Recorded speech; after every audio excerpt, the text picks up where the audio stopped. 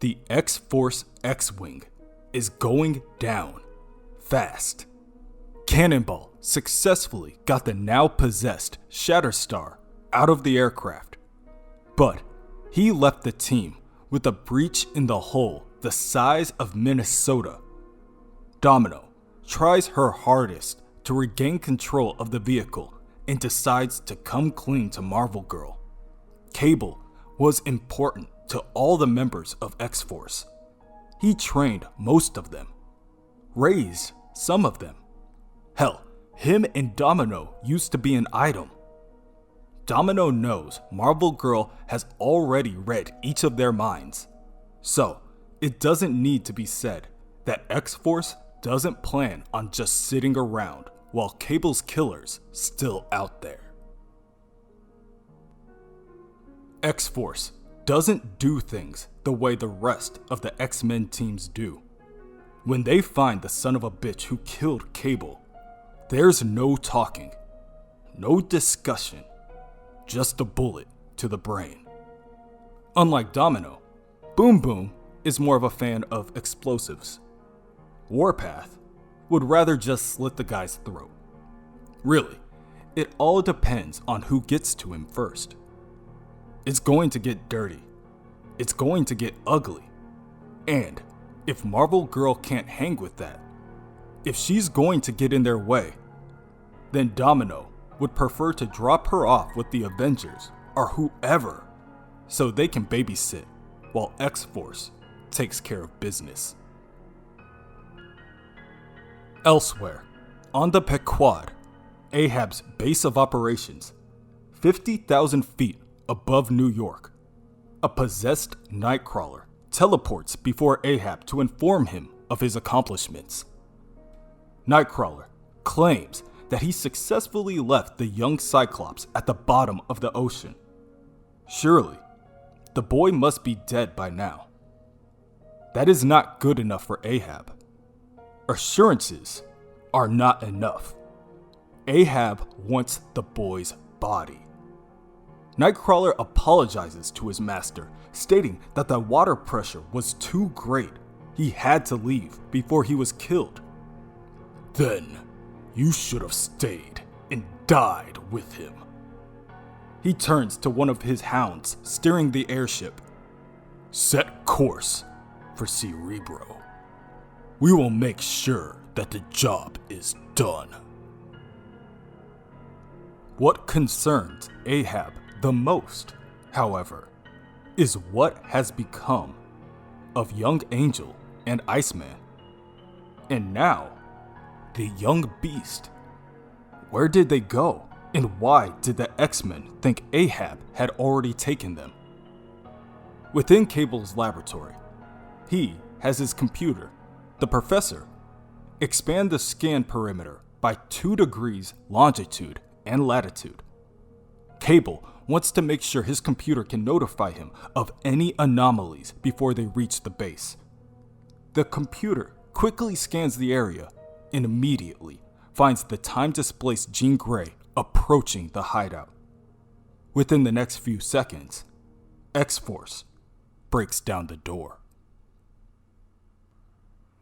Back on Ahab's airship, they have just reached their destination. The ship soars high above the Atlantic, 2,500 meters above Searebro.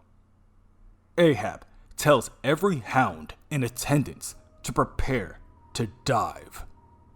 The massive metal mechanism points downward until it crashes into the wall of water below. Ahab smirks as they approach the undersea X-Men base. Once we've confirmed the death of Cyclops, we can leave this miserable timeline, and the real work of ridding the world of mutants can begin. In Central Park, New York, Cannonball touches down at the ruins of the Xavier Institute for Mutant Education and Outreach.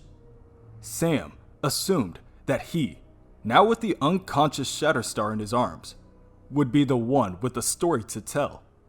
But Iceman explains to Cannonball that Ahab and his hounds just attacked. They came for young Hank, and in all the confusion, the X-Men lost him to the teenage Cable. Also, the twins that the young X-Men found, Maxime and Mannion, they were with Ahab. They turned Logan and Rachel into hounds and turned them on the others. Cannonball drops Shatterstar to the ground to update the others on the situation with the X-Force. Apparently, the same thing that happened to Rachel and Logan happened to Shatterstar. He went crazy aboard the X-Wing and tried to kill the young Jean. It took a good half hour of punching the hell out of each other before Cannonball was able to knock his lights out and bring him to the mansion. Headmaster Kitty Pryde tells Cannonball to drop Shatterstar off in the lab with Dr. Reyes and get ready to leave. Him, her, Iceman, Angel, and Storm are done playing defense. They're going after Ahab. In Cable's safe house, the X-Force attacks. Domino unloads the bullets in her pistol, and that causes Cable to dive for cover. Boom Boom keeps him at bay using her explosives as cover fire when Domino runs out of bullets and needs to reload. Marvel Girl begs the two women to stop so that they can talk to Cable, but Domino isn't stopping until the kid is dead. Meanwhile, Warpath frees the captive mutants contained in the stasis chambers. Cable counterattacks as he jumps out from his cover and fires back his rifle. The last people Cable wanted to hurt are the X-Force. But now, they are forcing his hand. Marvel Girl becomes enraged, and with a psychic pulse, freezes everyone and everything in midair, the unconscious captive mutants included. Marvel Girl tells everyone that they are not going to do this. They are not going to just run around shooting at each other. That's how they got into this situation in the first place. Now, they are going to talk, and Cable is going to tell them what the hell is going on. Marvel Girl wants to hear from Cable's own mouth why he killed his older counterpart. And he better talk fast. Because he wasn't doing his job, Cable scowls back. He's supposed to keep this timeline in order, squash any anomalies. Yet he gave you guys a pass. Let you stay even though he knew the dangers of doing so. Because he got soft, sentimental. And I didn't kill Cable. I am Cable. I just retired the older, less effective version. The same will happen to me one day. Domino calls bullshit. There is no way the Nathan they knew would do what this Cable has done. And that's why I did what I had to stop him. To save every damn one of you. Cable turns to Marvel Girl. Ahab is here because one of you dies. Bobby Drake. Though, the truth is, it doesn't matter which one of you dies. Not to Ahab. All Ahab has to do is kill one. Either you, Cyclops, Angel, Iceman, or Beast. Just one. And he completely rewrites your history. You'll never be able to go back and fulfill the past in the way you're meant to. Put me down, and I'll show you. Against Domino's better wishes, Marvel Girl complies. Cable answers this by removing the small telepathy blocking device from the back of his skull. Now, his defenses are down. This way, Marvel Girl can know for sure that he's telling the truth. Jean scans his mind and sees it all. The timeline where Ahab succeeds. As Marvel Girl takes it all in, Cable continues. You X-Men are so obsessed with fixing the future that you are willing to change the past without a thought of the consequences. Yet, it's not just the big battles that matter. It's the ripples in the pond. Every moment, every fight matters. And once you pull away one facet of the past, undo everything that one person has done, everything changes. And not for the better. Battles you'd won are now lost because you are no longer a whole. And those losses turn society against you in a way that is irreparable. Man turns against mutants sooner. That gives an earlier, stronger rise to the Sentinel program. And then the Reaver virus. That damns mutant kind. That brings about an earlier, deadlier end to the X-Men. All because you refuse to go back to the past. X-Force listens in disbelief as Cable tells them this house of horrors that Boom Boom keeps calling Cable's base is the simplest solution he has to fix all the changes that have been made to the young X-Men. Cable can't exactly send Angel back with cosmic fire wings. Everything has to be the same as when the kids first left. Warren needed his original wings back. So, Cable took Mimics. After the initial removal of his wings, when he was still asleep, Cable showed Mimic a vision of things to come.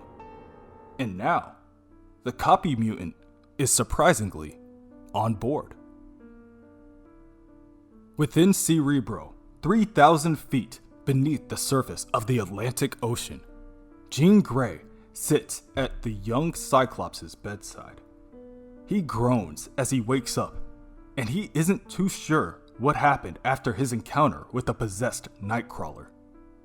Jean tries to calm the boy, but is interrupted by Gabby Kinney, the clone of Laura Kinney, the all-new Wolverine, entering the room. Gabby warns Jean that there is something she needs to see. Someone is approaching the base. Not long after, Ahab, Rachel Summers, Nightcrawler, Old Man Logan, and the two French twins, as well as the rest of Ahab's hounds, teleport into the base. You know, he says as he raises his harpoon to Jean, there's something very poetic about having to take to the ocean to find my white whale. Thank you for giving my hunt the literary flair it needed. Hounds, find Cyclops and bring him to me. Jean orders her team to protect Scott at all costs. Wolverine pops her claws, warning Ahab that he is going to pay for what he did to Logan. Gabby, however, is the first one to attack. She goes straight for the French twins, Mannion and Maxime. Finally, she thinks, someone her own size to pick on. Maxime reels back. The young boy is clearly afraid of the indifferent look in Gabby's eyes. Mannion, on the other hand, steps forward to protect her brother. She grabs a hold of Gabby, and instantly, Gabby is transformed into one of Ahab's hounds.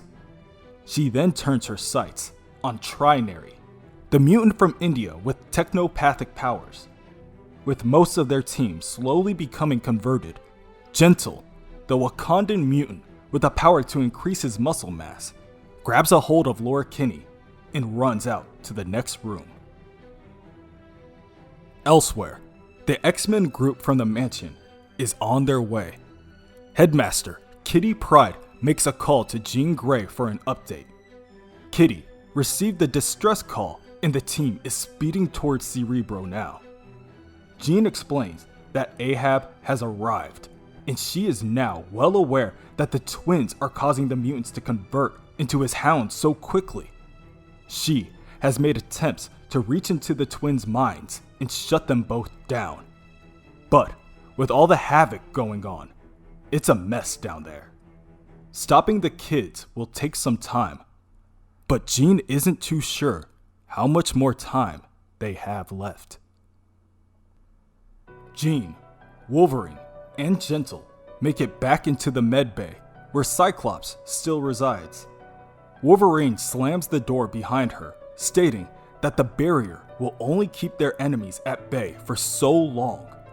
Suddenly, Nightcrawler appears. He teleports into the room and lands on top of Cyclops, telling the boy that now there is no escape. This time, they will die together.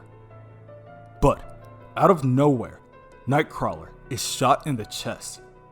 The taser cartridge sparks as it unleashes enough voltage to down the blue mutant. The X-Force have arrived, with young Cable, young Jean, young Bobby, and Mimic all in tow. To this, X-Men Red have some questions. But Marvel Girl tells her older counterpart that she will explain to everyone what's going on later. Jean, however, has already read her mind, as well as Cable's. What they need to do now is find a way to send the young mutants back in time. Amongst the discourse, Scott sits up from his medical bed and vows that he is not going to let Ahab get away again. Not after what he did to Bloodstorm. At that moment, Ahab blows a hole into the wall. Him and his horde of hounds slowly enter the room. Where I come from, the mutant plague is an epidemic. There's not a family that hasn't lost loved ones.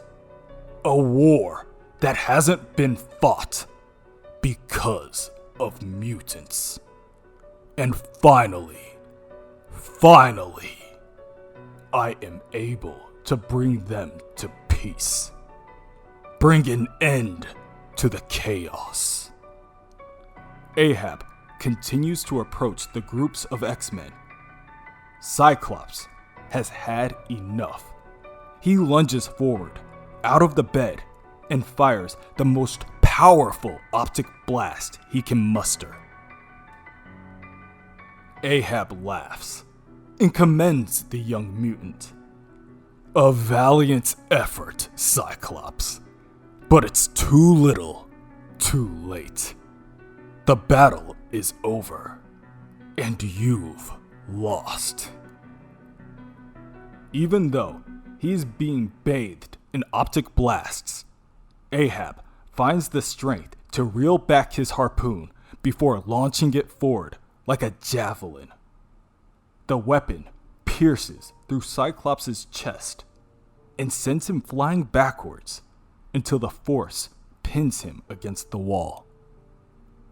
Cyclops' blood slowly drips from the tip of the harpoon to the floor, and the hero quickly begins to lose consciousness.